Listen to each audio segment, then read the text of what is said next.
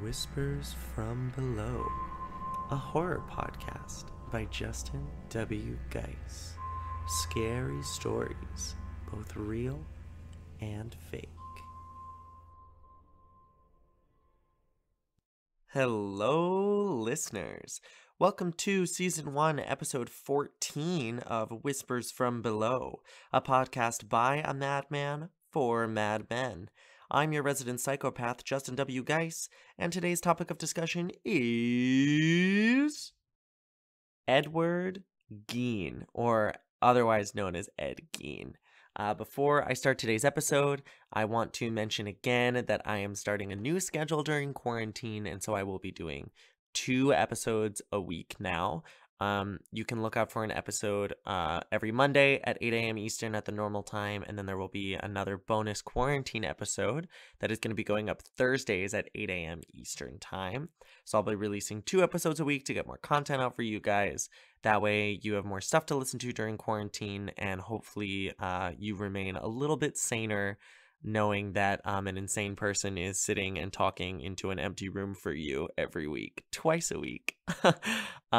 As far as this episode goes, I would say that this episode is definitely a little more disturbing. It's a little dark, so I would say definitely not a younger listener type of episode.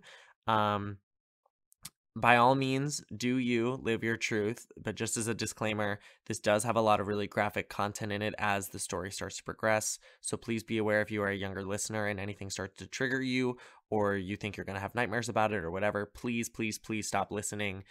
We will get back to content that is perfect for you in coming episodes, but this episode just might not be it for you, and that's totally okay. Now, to get started. Edward Theodore Gein, otherwise known as the Butcher of Plainfield or the Plainfield Ghoul, was born in La Crosse County, Wisconsin on August 27th, 1906. Eventually, his family went to live in isolation on a farm when he was pretty young, and they moved to Plainfield on the farm. His father was like kind of a bum and was an alcoholic and was really unable to keep a job, and his mother like absolutely hated his father. And she kind of taught the kids that like they should all hate him too. Her name was Augusta, and they were part of the Lutheran, blanking on the word. They were Lutheran. And they were extremely religious. And once they moved to the farm, she ended up basically turning away anybody that was an outsider of the farm. So nobody was allowed to come onto the farm. Nobody was allowed to talk to her kids. Everybody was kind of shunned away if they were not directly a part of the family, which kind of led the kids to be in a really poor state of isolation. Ed really only left the farm to attend school, and then he would come home and they'd be like, hey, you have to like do all these chores around the farm, and you have to pull your weight, and you have to do all this work. So even as a young kid, he was being worked to the bone by his parents while also trying to get an education in school, but not being allowed to make any friends in school because they were outsiders, and his mother was really against that. Augusta would read them Bible verses every single day, and she usually read them from the Old Testament. And if any of you are not familiar with the Bible, like I'm really not, the Old Testament has a lot of like fire and brimstone sections in it. Really denouncing a lot of things versus like talking about, sharing love and light. A lot of the Old Testament is what's used by cult leaders to sort of allow themselves like the violence that they do, or the preparing for like an Armageddon like they do. Like Old Testament has more of those things in it. And she would really only read the verses that were very negative in connotation to the kids. She always preached to them that the world was evil, and all women were naturally promiscuous and they were instruments of the devil unless it was her. She was the only woman in the entire world that was 100% safe for them to speak to, for them to be around, for them to interact with. She was the only woman that was safe to do that with, which, creates naturally a sort of Oedipus complex within your children. And you'll see how that progresses a little bit later. As far as Ed goes, he was a really weird kid, naturally. Given his upbringing, you can kind of understand why he would be a little bit of an outsider. He was super duper shy, and he had these random laughing fits in school, and it sort of seemed like he was like telling a joke that nobody else heard, and he would just burst out laughing. He later is diagnosed as schizophrenic, and so it's believed that he might have had some voices in his head that were kind of telling him jokes even as a kid. He was severely punished if he tried to make friends or bring them home to the farm. So friends were a no-go. The only friend he could have was within his family or with his mother. Um, but he overall did really well in school, despite this sort of social outcasting.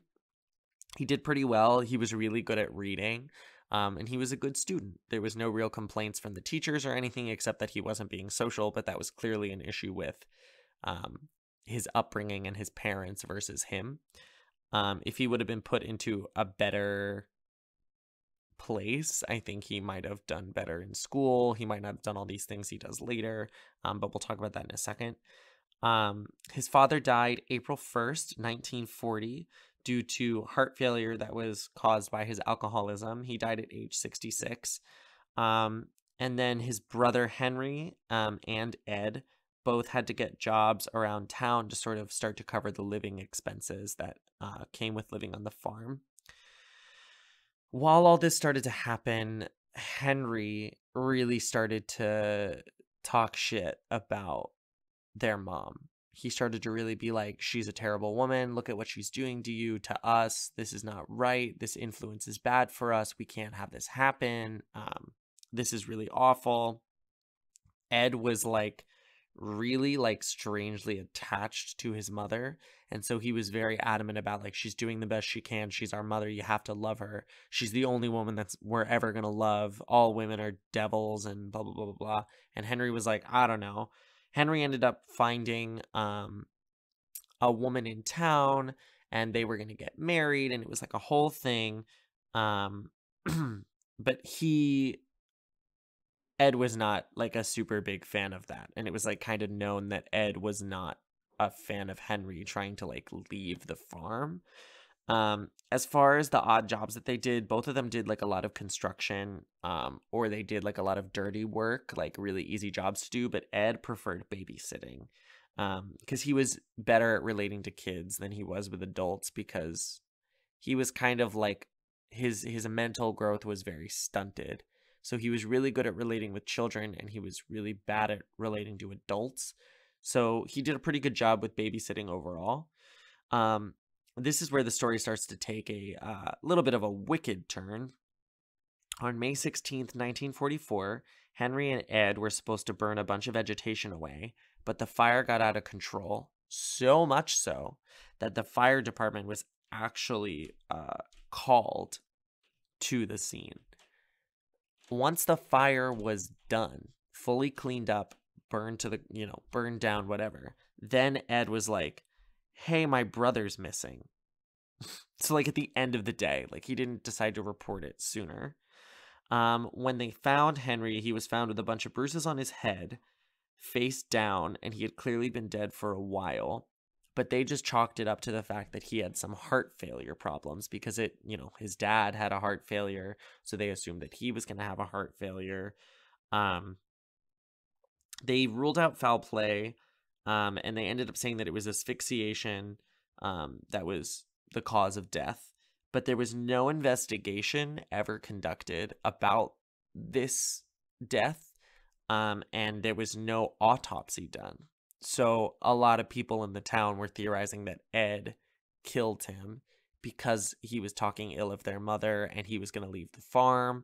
And even though there was a bunch of circumstantial evidence that should have led them to do at least an investigation and an autopsy, they never actually did it. So we don't know if Ed killed his brother, if that was like the start of his sort of psychosis, or nobody really knows, but it's pretty much commonly agreed that Ed probably killed his brother, and then started the fire as a sort of like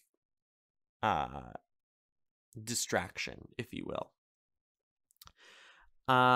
Augusta, soon after this, ended up being paralyzed.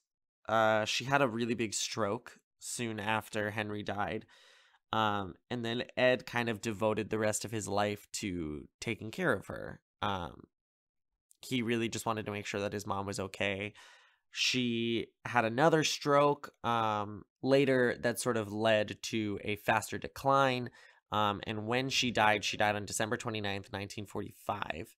And Ed was completely devastated. I mean, his mother was like his whole world. So now that she was gone, he kind of was like, I don't really have anything anymore. Gein ended up holding onto the farm. He was working odd jobs. He was trying to make, payments for living expenses while living on the farm. He ended up boarding up all the rooms that his mother had used frequently. So like her bedroom, if she had like an office space, that was boarded up. Like any place that she was in a lot, he boarded up, kept it completely pristine and clean, while the rest of the house kind of fell into sort of a messier, turmoil-y state. This was when he started to read these pulp magazines that were mostly about like cannibalistic rituals or these Nazi atrocities that happened, sort of all these terrible, awful experiments that went on, violence. This is when he really started to get into this sort of thing. And when you have a tragedy like that, you have an upbringing that teaches you that this person is so important to you, and then that person is gone and you have nothing left in the whole world. It can really take a toll on your mental state. On November 16th, 1957, Bernice Warden disappeared. Bernice Warden was the owner of the Plainfield hardware store, and her son, Sheriff Frank Warden, entered the store at about 5 p.m. and saw that the register was fully empty and there were a ton of bloodstains on the floor. He explained to other officers that Gein was supposed to come into the store that morning for a gallon of antifreeze, and there was a sales slip for a gallon of antifreeze, and it was the last receipt that was written by Bernice before her disappearance. Gein was arrested at like a local gas station, and they searched the farm.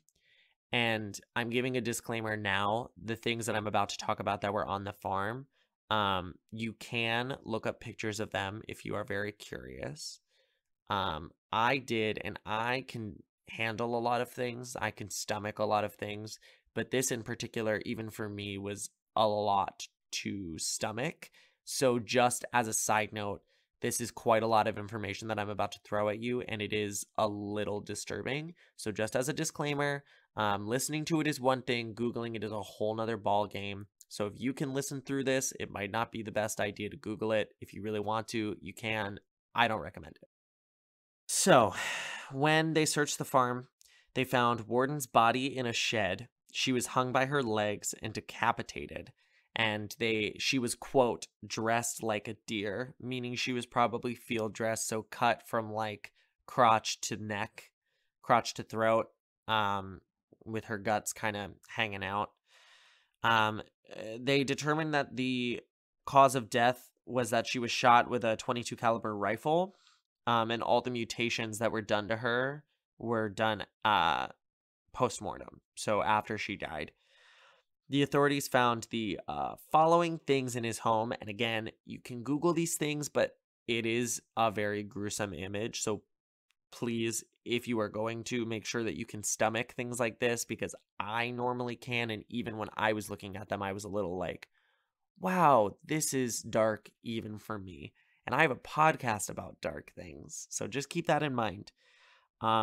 They found the following: whole human bones and bone fragments, a wastebasket that was made of human skin that was covering all of the chair seats.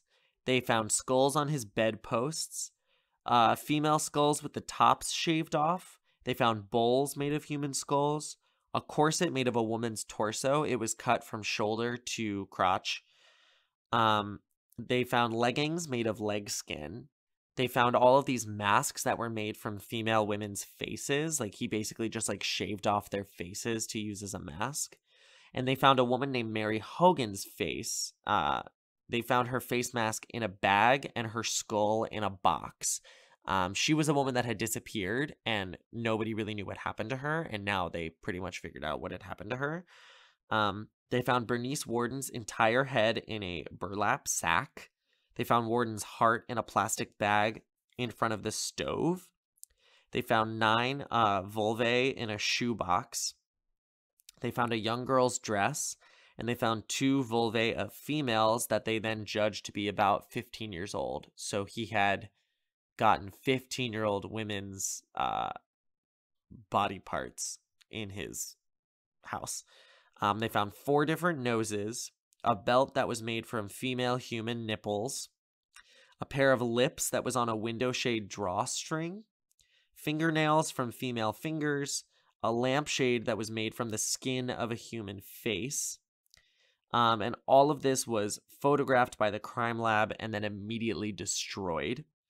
Once they found all this stuff, Gein sort of admitted to exhuming bodies, and it was called body snatching back in the day. He admitted to body snatching, and he eventually admitted to the murder of both Mary Hogan and Bernice Warden, but we'll get into that in a second. So that's sort of the end of the stuff that I'm going to talk about that was in his house. It's a lot of information to process. Again, it's very gruesome if you decide to look it up.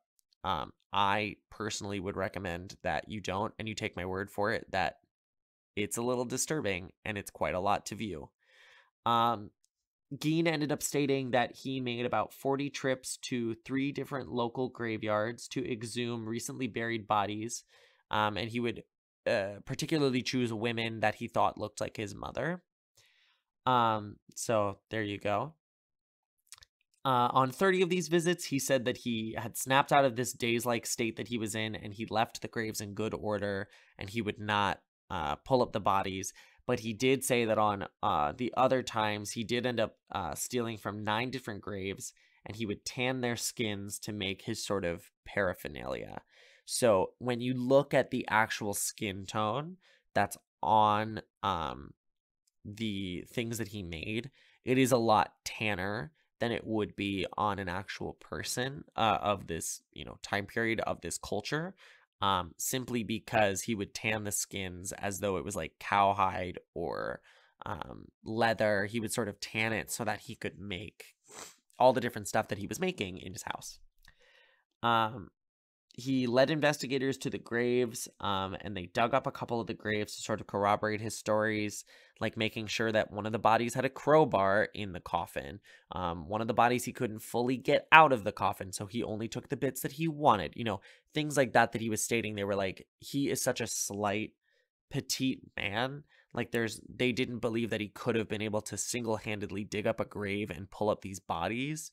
But once they started to dig through the graves, they discovered that he fully had done these things. And they corroborated his story. They said, yep, all this is accurate. They discovered the body parts of Mary Hogan. As I said before, she was a tavern owner. So this chalked him up to 2 different murders. And he later admitted that soon after his mother died, he was intending to build a woman's suit so that he could literally be inside of his mother forever. So he was trying to build a suit made of women that he could wear to be his mother. That's a lot to take in. He denied having sex with any of the bodies when questioned, and he stated, quote, "They smelled too bad," unquote. So not the fact that they were dead or that he had chopped them up, it was the fact that they smelled too bad, which really tells you a lot about his mental state at the time. During his questioning, Sheriff Art Shelley, it's a very strange last name. It's Schley. I'm not really sure how to say it. I'm going to say Schley. He reportedly assaulted Gein by slamming his head and his face into a brick wall. And so the initial confession that Gein had made to murdering both Mary Hogan and Bernice Warden was inadmissible in court. Schley ended up dying before Gein's second trial, And this was supposedly due to stress over the case. And friends had said that it was basically like Gein had murdered him by proxy because Schley was so overcome with distraught and emotion over the things that Ed had done. And it really took a toll on him, and he ended up dying, supposedly from the case itself. On November 21st, 1957, Gein pleaded to being not guilty by reason of insanity at the arraignment, where he was charged with one account of first-degree murder. Gein was then diagnosed with schizophrenia, and he was found mentally incompetent to stand trial, so he was put in a high-security mental institution until about 1968, when the doctors determined that he was, quote, mentally able to confer with counsel and participate in his defense, unquote. So he ended up staying in a facility for about 10 years, making sure that his brain could like fully function in order to understand what he had done, because he was in such a awful psyche and state of mind that they were like, he doesn't even understand that what he did is bad. Like, there's no way that he would, be able to be on trial. His second trial began November 7th, 1968, and just for timeline purposes, right before this was when Sheriff Schley died. So he was around for the first trial, and then slowly after Gein was in the hospital, he declined and died right before this trial took place.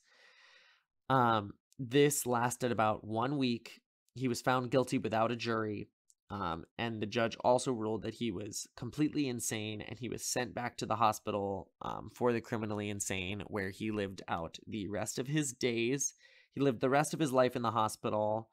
And once he sort of left, the community was kind of left to pick up the pieces of what had happened. And for a little bit of context, Plainfield is a really small town. There's not a lot that happens there. It's in Wisconsin. Like, they basically breed serial killers in the Midwest, for those of you that don't know. But this had never really happened before.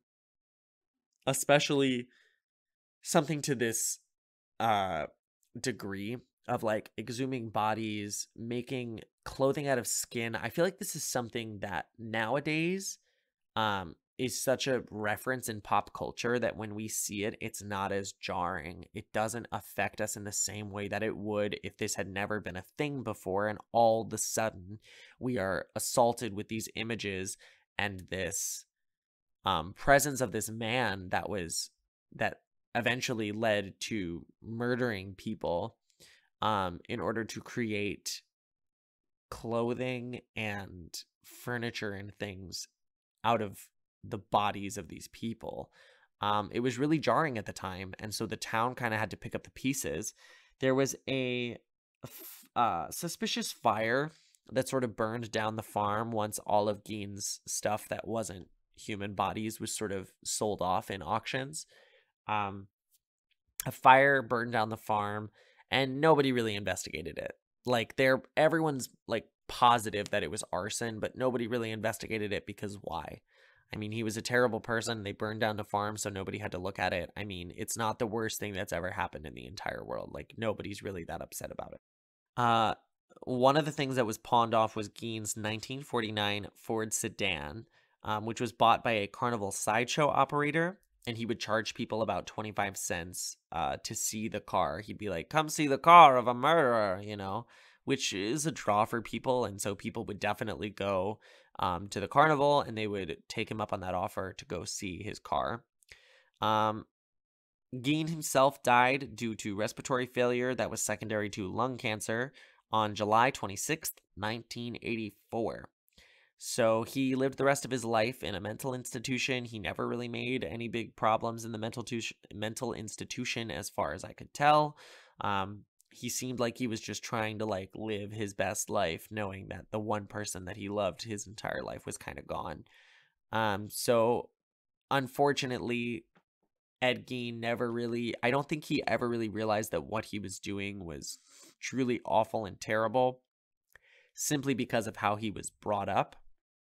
He had no real moral compass of what was right and what was wrong, except by religious standards. And since she was only really reading the fire and brimstone stuff and saying that she was like their savior, basically, when she died, it was almost like his prophet had died. And so he had to figure out a way to cope. And with his schizophrenia and all of his mental issues, he decided that the way to cope was to build a woman suit. Um, that's a pretty good transition on my part, to sort of bring us into the fact that pop culture nowadays absolutely loves Ed Gein. There are so many references to him in so many popular films and TV shows and books, and it's really wild to see the influence that he made on culture itself. Because what I will say is that a lot of people are going to say that he's not a serial killer, because he didn't kill that many people. I mean, he was only convicted for Bernice Warden. He was only convicted on one account of murder, and he admitted to killing 2 people. But by FBI standards, the FBI defines serial killing as, quote, a series of 2 or more murders committed as separate events, usually but not always by one offender acting alone, unquote.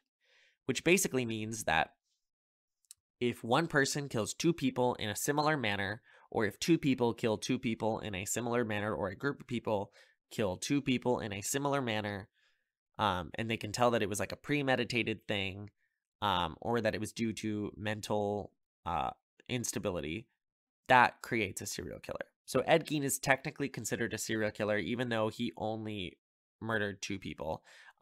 They kind of tried to connect him to a couple other cases in Wisconsin, saying that like he could have potentially murdered more people, because it looked like there were more body parts in the house than bodies exhumed. So they're unclear of what happened, but he only admitted to Mary Hogan and Bernice Warden. And what I will say is that I don't think he was mentally stable enough to drive to a different city to kill someone. I don't think he was in a state, because like they caught him at a gas station and he basically was like, yeah, I did it.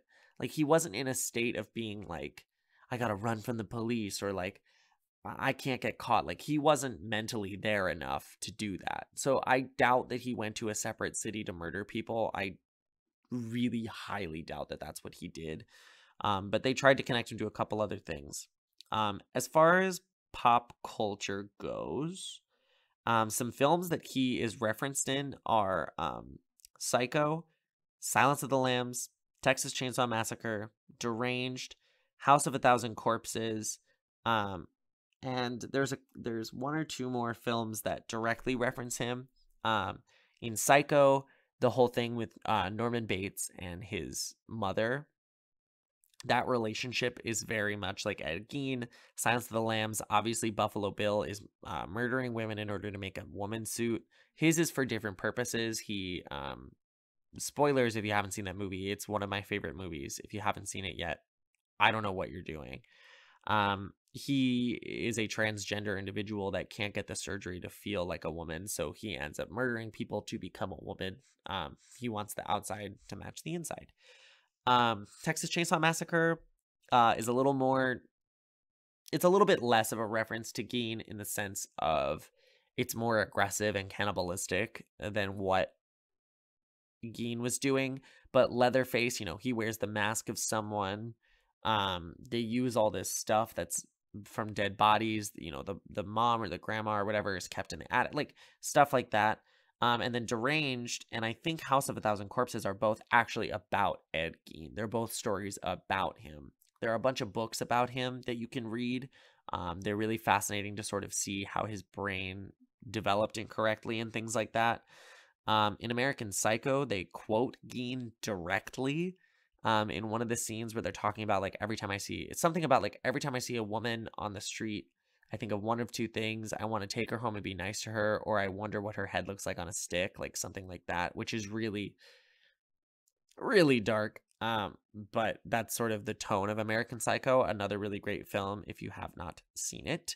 There have been some stage plays that have been adapted for Ed Gein's story. There have been a lot of songs that have been written. These sort of shock rock genre, if you know what I'm talking about. Sort of that like, let's put things in a song that are really dark just to see people's reactions to it. they really took Ed Gein in stride. And they started to really reference him in their songs and what he did, and that sort of concept of like making jewelry out of, dead bodies and whatever.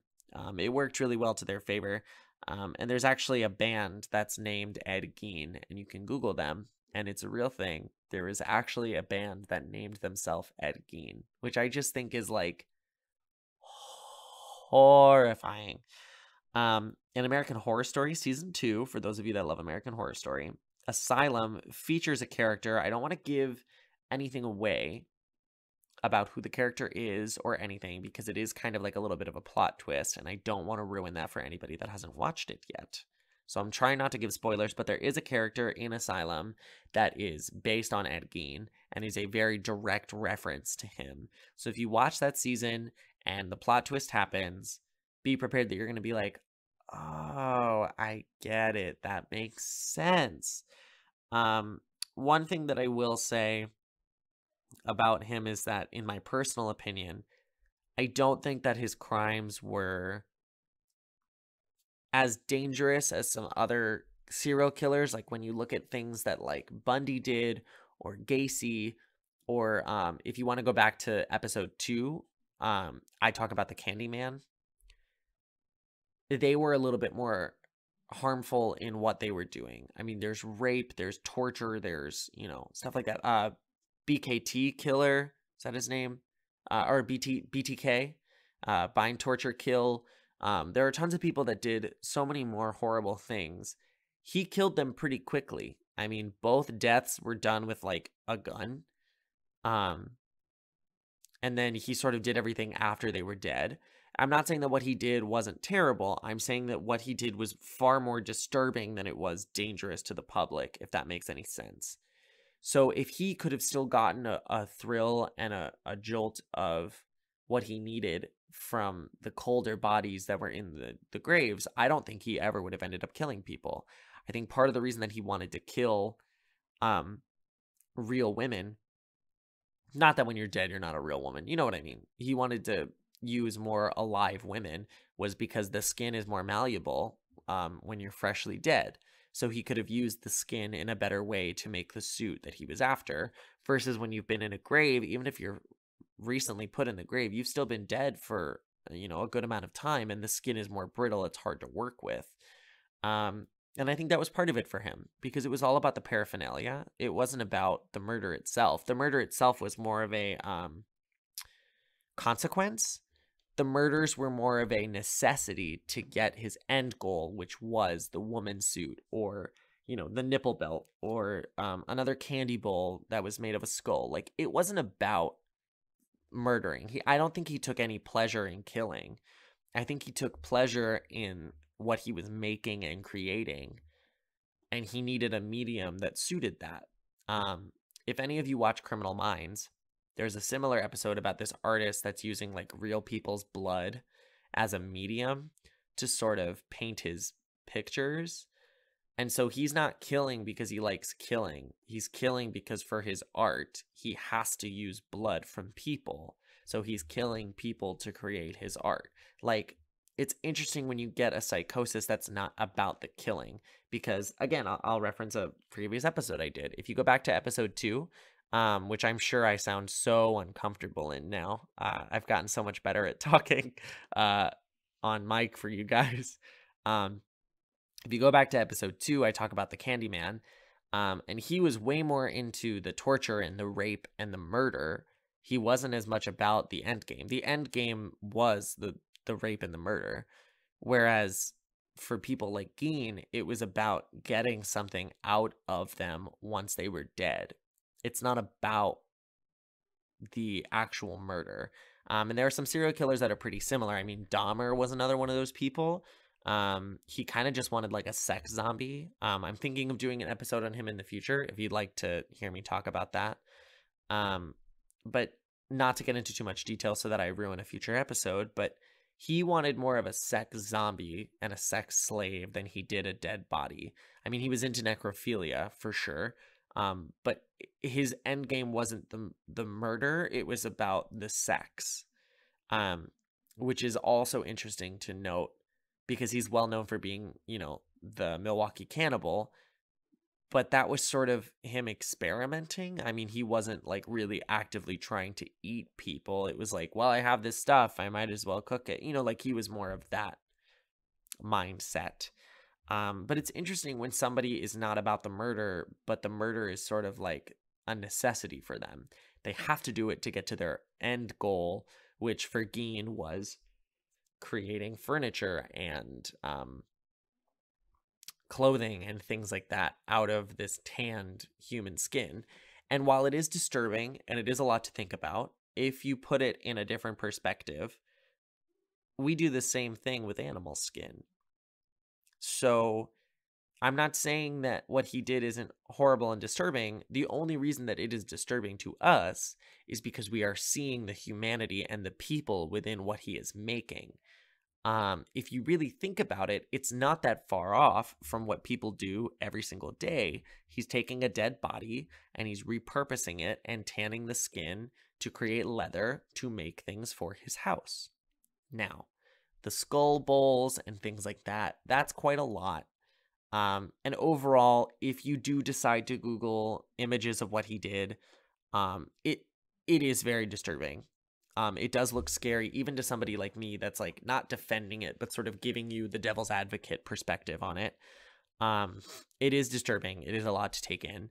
But what I will say is that it's not as terrible when you really start to think about it and process it. You're like, oh my God, he murdered 2 people to get skin to make this woman suit. Oh my God, that's awful. But like, if he could have gotten the same effect from exhuming bodies, he never would have murdered those people. Now, body snatching is still not a great coping mechanism. It is still not a great thing to do. However, he's just trying to make clothing and furniture with skin, which is kind of what people do with leather. And he was making leather just with human skin. So yes, it is terrible and awful, and he's very sadistic for doing that. Well, not so much sadistic. I guess he's more just twisted because he wasn't putting them in pain. It's not sadism. And he's not putting himself in pain. It's not masochism. He's just creating. But it's interesting to think about how our culture has kind of made that such a, number one, such a well-known thing. I think everybody knows something about Ed Gein, which is very fascinating. Everybody pretty much knows about what he did. Like, if I went on the street and I was like, do you know who Ed Gein is? They'd be like, oh, is that the guy that used skin, like, to make things? And you're like, yes. Like, most people know who he is. He had such a lasting impact. But when you really think about it, nothing that he was doing was really that terrible. I mean, it's not great, I'm not trying to say that what he did was totally normal. What I'm saying is it's honestly not the worst thing in the world, yet he is so much popular than so many other people that did terrible, terrible things. Like, nobody knows who Candyman is. He's not that famous. But he raped and murdered like almost 40 boys with 2 accomplices that he paid that were young boys. Like, that to me is such a more intriguing, wild story than like, yeah, he killed 2 people, but like he made furniture. Like, for some reason that's stuck in the human brain so much, and it has to do so much with our culture and what we perceive as like terrible, awful things versus like what is actually something that we should be more concerned with. Like, yes, this is terrible and it's very concerning, but I think we should be more concerned with the people that are actively raping and torturing people than him who's like, I killed 2 people and I'm admitting to it and I'm not very good and I got caught. End game. Like, end story. I don't know why people are so fascinated with him. Anyway, that's all I really have to talk about today. This is a little bit of a longer episode because I rambled for a little bit. I wanted to start with stuff like this. I want to start giving a little bit more of my opinions on things and sort of give you a little bit of a different mindset. A lot of people like to view people like this as monsters and terrible people. And while I will say that what they did was terrible, I like to believe that these people are not as bad as they seem. They have mental problems and they have a different psychosis than we do. And that needs to also be recognized, that they should not be treated as monsters for what they did when in actuality, they can't help what they did.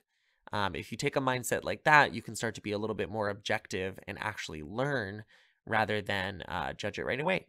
So I try to give a little bit of my opinion so that everybody can kind of have that same mindset, so that when you are listening to an episode like this, you're not so much focused on, oh my God, that was terrible and horrible, I'm so disgusted. You're more like, huh, I wonder how somebody's brain could get to that point, because that's how I research these things. I wonder how this person got to this point.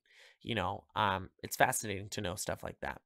So anyway, a couple things to talk about before I end the podcast that is completely unrelated.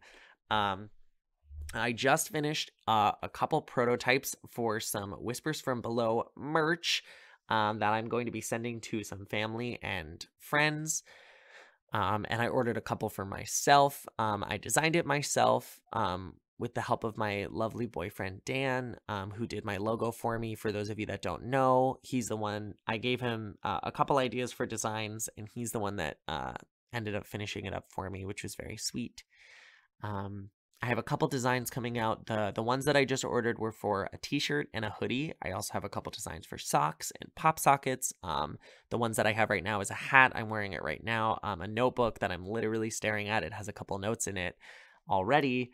And I have a couple other things in mind. More sweaters, more shirts, more things like that.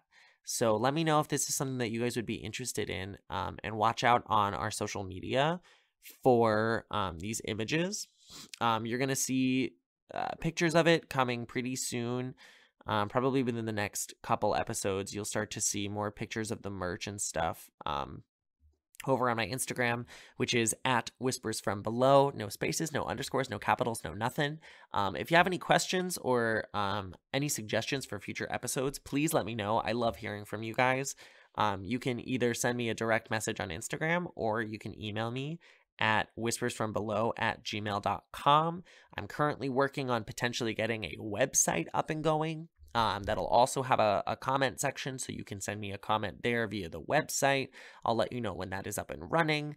Remember that I'm doing 2 episodes a week now, so we're going to have one going up on Mondays at 8 a.m. Eastern, and then we are also going to have an episode going up on Thursdays at 8 a.m. Eastern. If you think that that second episode should go up on a different day of the week, please let me know. I love hearing your suggestions and your thoughts, because I want to make content that you guys like. So the more you get back to me about things, the more I can create content that you guys love, because I'm going to love doing this regardless. I absolutely love doing this podcast. It's something I look forward to.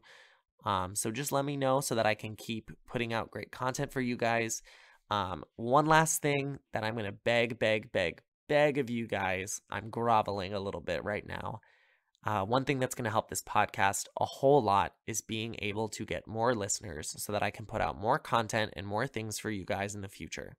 So if you guys could please just share this podcast. You don't need to share it on social media if that makes you uncomfortable. If you love it a lot, please, please, please share it on social media.